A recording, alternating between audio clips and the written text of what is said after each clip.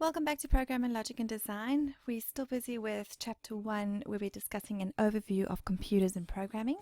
In this section of Chapter 1, we'll be discussing the simple programming logic. I first want to bring your attention to something that's very important, is you've got to learn programming habits, good ones, from the beginning to make your programs as user-friendly as possible. What does user-friendly mean? It means simply make a program that the user considers a friend instead of an enemy. You've got to make your code clear and easy to read. Now, a program is not only edited, debugged, and compiled, it is also used. Understanding simple programming logic, I first need to show you the instructions to bake a cake. Here are simple instructions to bake a cake. Get a bowl, stir, add 2 eggs, add a liter of diesel, bake at 180 degrees for 45 minutes, add 3 cups of flour. Now, this program will still execute because it's got no syntax errors, but it may contain logical errors. What logical errors can you see?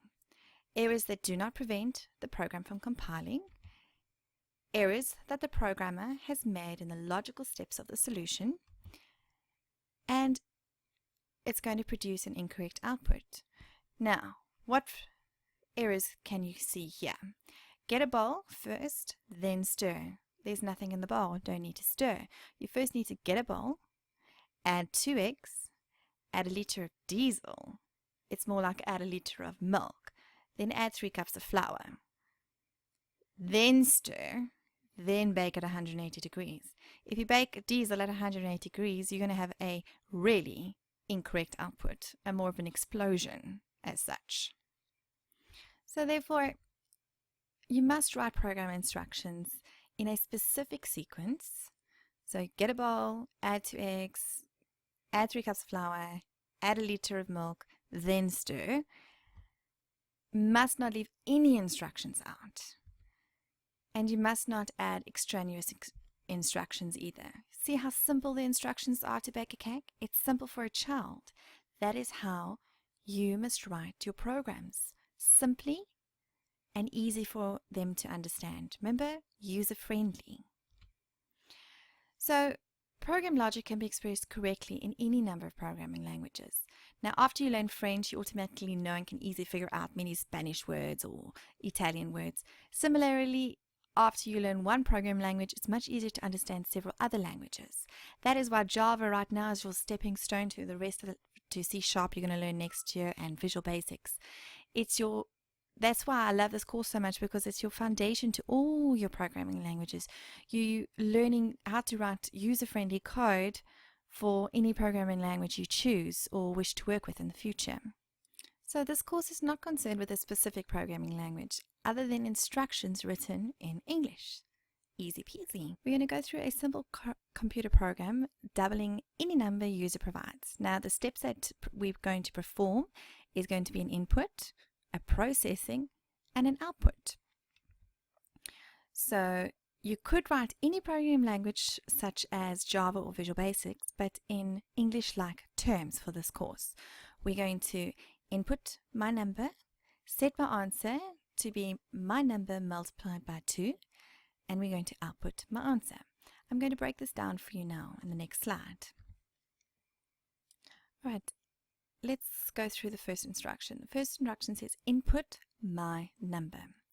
Now the computer knows to look to an input device to obtain the number.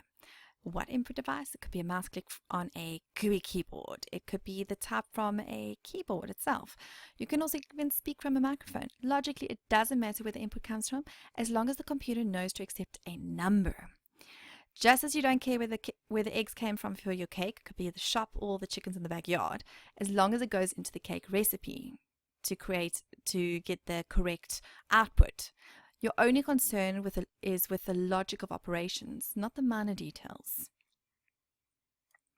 All right, let's look at the variable my number. This is our variable. The variable is to store a number received to computer memory. Now, a variable is a named location. It's a memory location whose value can vary. Variable names will not contain embedded spaces.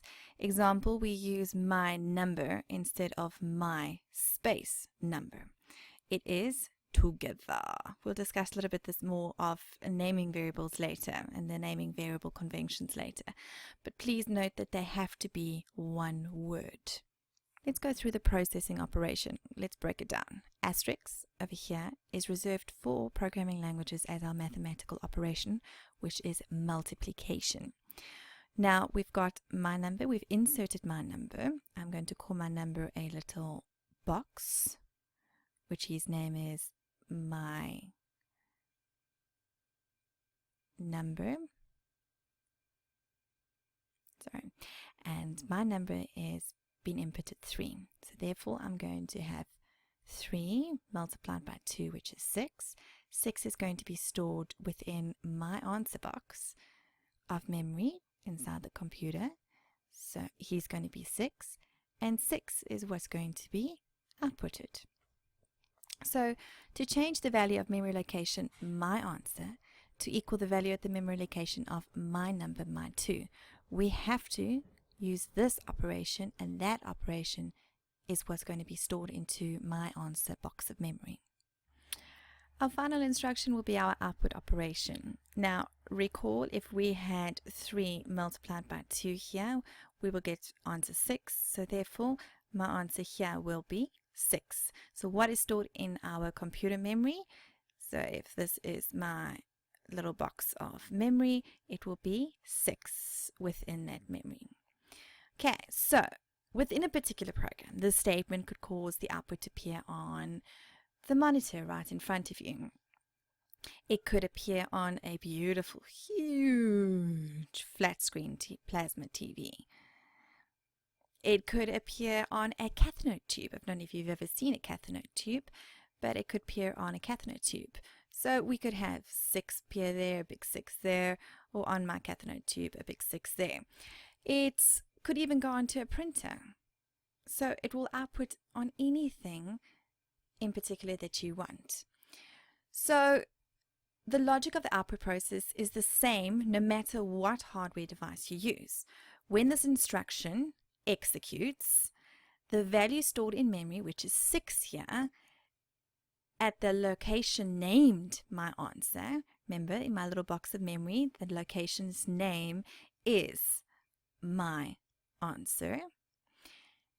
The output value also remains in the computer memory until something else is stored at that same memory location or the power is lost.